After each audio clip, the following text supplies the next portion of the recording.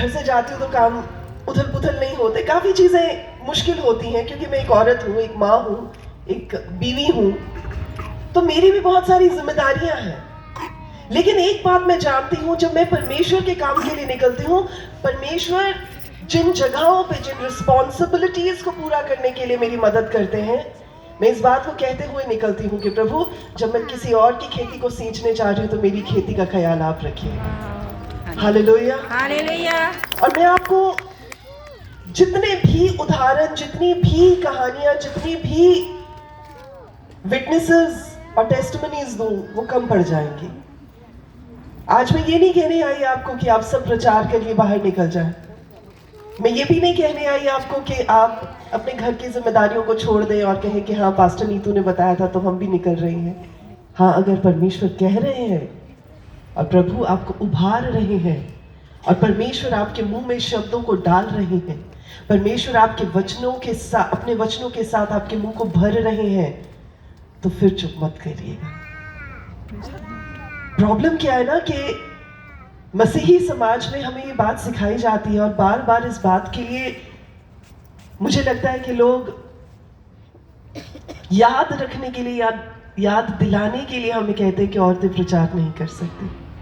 आपने सुना होगा, मैंने तो बहुत बार सुना है, और बहुत सारी ऐसी सभाएं हैं जहां लोग कहते हैं कि पास्टर नीतू, हम आपको इनवाइट तो करना चाहते हैं, पर प्रॉब्लम ये है कि हमारी कांग्रेगेशन में ये कहा जाता है कि औरतें प्रचार नहीं कर सकती। तो अगर आपको कोई ये बात कही ना कि औरतें प्रचार नहीं कर सकती, तो इस बात को जरा ध्यान से सुनिएगा। देखिए, आज वचन में हम पढ़ रहे हैं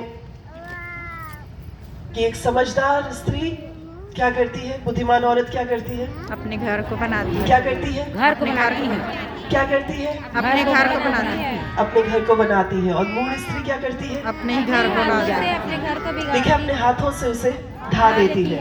अब यहाँ पर दो चीजें हैं, बुद्धिमान औरत घर को बनाती है, लेकिन जो मूढ़ है, जो बुद्धिमान नहीं है, जो नासमझ औरत है, बुद्धिमता के साथ भरी हुई औरत अपने हाथों का इस्तेमाल नहीं करेगी। देखिए, ऐसा नहीं लिखा कि अपने हाथों से बनाती है, लिखा है, दोबारा पढ़ेंगे, क्या लिखा है? हर बुद्धिमान स्त्री अपने घर को बनाती है। अपने घर को बनाती है, और हर मूढ़ स्त्री अपने हाथों से ढा देती है। अब यहाँ पर आपके लिए चॉइस है। चॉइस क्या है? आपके लिए निर्णय है कि आप बुद्धिमान बनना चाहती हैं कि आप मूढ़ बनना चाहती हैं। अगर आप बुद्धिमान हैं और बनना चाहती हैं, तो आपको घर बनाना पड़ेगा। अब अगर आप ये सोच रही हैं कि पास नहीं, तो हम तो बड़े अच्छे से अपना घर मैनेज कर लेती हैं, सुबह उठ के सारा काम करती हैं, बच्चों को स्कूल भेजती हैं, हस्बैंड को काम पर भेजती हैं, खुद काम पर जाती हैं, वापस आती हैं, सब काम घर का देखती हैं, हम तो बहुत बुद्धिमान है। मैं आपकी इस बुद्धिमता की बात नहीं कर रही, ये सिर्फ एक पहलू है बुद्धिमता का। लिखा है, बुद्धिमान औरत घर को बनाती है, यानी बुद्धिमता, विजडम आपकी नहीं है, वो परमेश्वर की है। हालेलुया। लेकिन जब आप अपने घर को उजाड़ना चाहेंगे, तब आप अपने हाथों का इस्तेमाल करेंगे। समझ आई ये बात? तो आपको अपने हाथों का इस्तेमाल नहीं करना घर को बनाने के लिए, आपको परमेश्वर की उपस्थिति का, प्रभु की बुद्धिमता का, परमेश्वर की समझ का, परमेश्वर के साथ का जो पार्टनरशिप है, उसके साथ अपने घर को बनाने की जरूरत है। हालेलुया। और जब आपको कोई ये कहे ना कि औरत प्रचार नहीं कर सकती, मैं वापस उस बात पे आती हूँ, तो आप उनको ऐसे जवाब दीजिएगा, हमें से कितने लोग जानते हैं कि मरियम के पास परमेश्वर का वचन पहुंचा? कितने लोग जानते हैं? सब लोग जानते हैं। परमेश्वर का फरिश्ता, गब्राइल फरिश्ता मरियम के पास पहुंचा, उसने उसको अभिवादन किया, जो उसकी समझ से परे था, वो डर गई, लेकिन उसने क्या कहा? परमेश्वर के वचन के अनुसार मेरे साथ हो, मैं परमेश्वर की दासी हूं, और प्रभु ने जैसा कहलाया है, जो भिजवाया है, मैं उसे ग्रहण करती हूं। अब उसने क्या ग्रहण किया? क्या ग्रहण किया? वचन को। शाबाश, क्या ग्रहन किया? वचन को। जोर से बोलेंगे।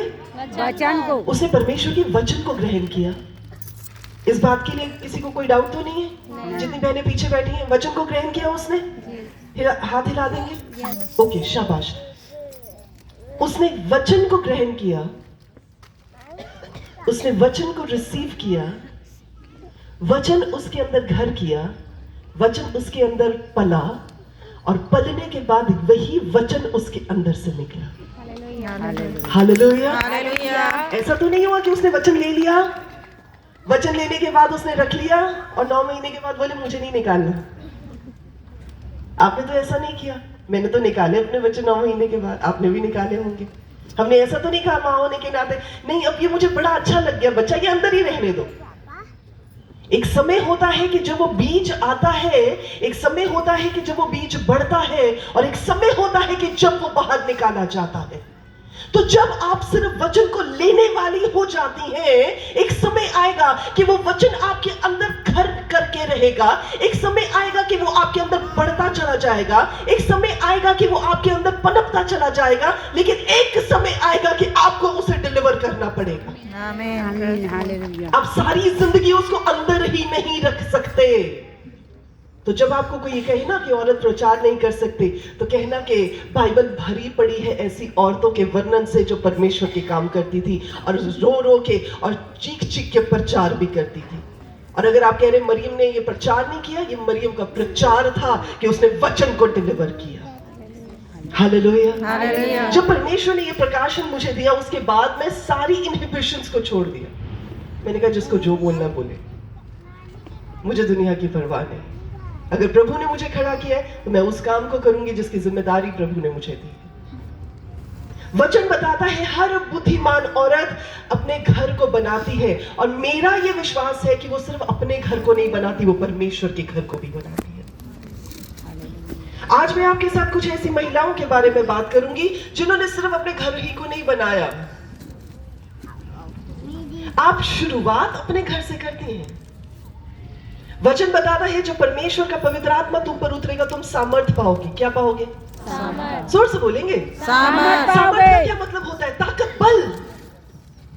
पड़ोसी को बोले बल पाओगे।